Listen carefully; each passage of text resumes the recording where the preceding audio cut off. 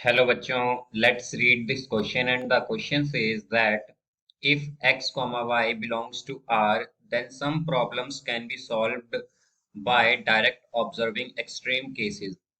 Example, first x minus 3 whole square plus y minus 2 whole square is equal to 0 is possible only for x is equal to 3 and y is equal to 2. Example second, if x greater than equal to 3, y greater than equal to 2 and xy less than equal to 6, then x is equal to 3 and y is equal to 2. The least value of expression x square plus 2xy plus 2y square plus 4y plus 7 is. Now let's see the options. Option A 1, option B 2, option C 3 and option D 4। तो आइए अब इस question को यहाँ पर हम solve कर लेते हैं। इस क्वेश्चन में हमसे कहा गया है कि हमारे पास x और y जो है ये बिलोंग करते हैं R से, और यहाँ पर हमारे पास दो प्रॉब्लम्स के एग्जांपल दिए गए हैं जिसमें कि एक्सट्रीम केसेस को ऑब्जर्व कराया गया है।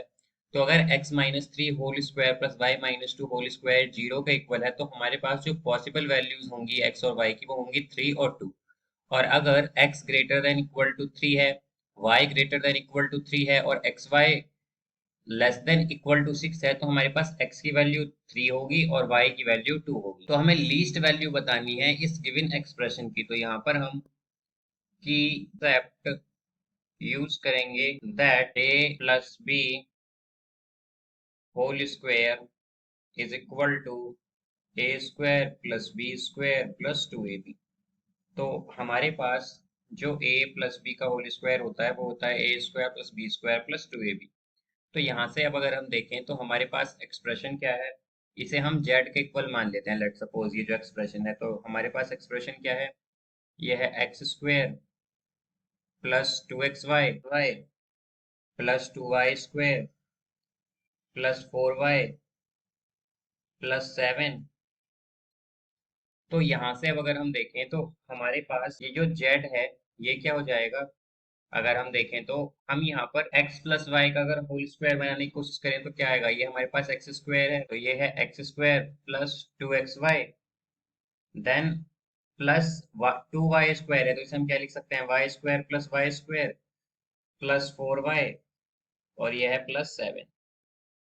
तो यहाँ पर अगर हम देखें तो z क्या हो जाएगा, यहाँ पर x square plus 2xy plus y square क्या होगा, एक्स प्लस वाई का होल स्क्वायर। देन यहाँ से अब अगर हम देखें तो यह है फिर हमारे पास y square plus 4y plus 7, y square plus 4y plus 7 ये है।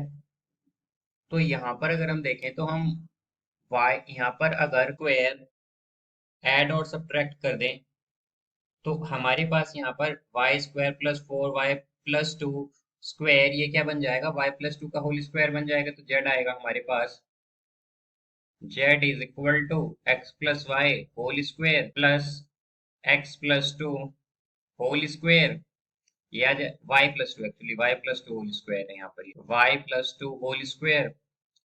फिर यहाँ से अगर हम देखें तो ये हमारे पास 7 है और यहाँ पर ये माइनस 2 स्क्वायर है, तो क्या होगा, ये हो जाएगा हमारे पास 7 माइनस 4 यानी कि 3। तो ये प्लस 3 आ जाएगा यहाँ। अब यहाँ से अगर हम देखें तो हमें क्या फाइंड करनी है, इस गिवन एक्सप्रेशन की लीस्ट वैल्यू फाइंड करनी है। तो लीस्ट वैल्यू क्या आएगी, जब हमारे पास ये x plus y whole square भी 0 बन जाए और y प्लस 2 भी क्या बन जाए, y प्लस 2 होल स्क्वायर भी क्या हो, 0 के इक्वल हो, तब हमारी ये जो एक्सप्रेशन है वो लीस्ट हो जाएगी।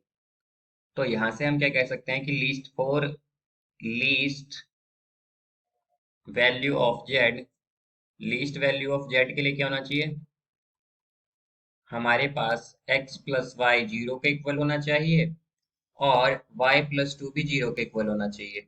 तो y की वैल्यू क्या आ जाएगी, -2। और अगर हम देखें तो x plus 2 x plus y is equal to 0 है, तो x क्या आ जाएगा हमारा, x यहाँ से माइनस वाई के इक्वल आएगा यानी कि x आ जाएगा 2। तो x इज इक्वल टू 2 और y इज इक्वल टू -2 पर हमारा जो z है वो क्या होगा, लीस्ट वैल्यू देगा। तो हम क्या कहेंगे कि z लीस्ट कब होगा हमारा, या z लीस्ट की जो वैल्यू होगी वो क्या होगी, यहाँ पर ये हमारी x प्लस वाई वाली एक्सप्रेशन भी 0, y प्लस 2 वाली एक्सप्रेशन भी 0, तो क्या आ जाएगा 3। यानी कि जो z लीस्ट होगा हमारे पास, या जो लीस्ट वैल्यू होगी z की वो होगी हमारे पास 3। यहाँ पर इनकी लीस्ट वैल्यू होगी 3 पर, और जब लीस्ट वैल्यू होगी तो हमारा x होगा 2 और y होगा -2। तो इसका करेक्ट आंसर आएगा हमारे पास option c 3। I hope you understood it well. Best of luck. Thank you.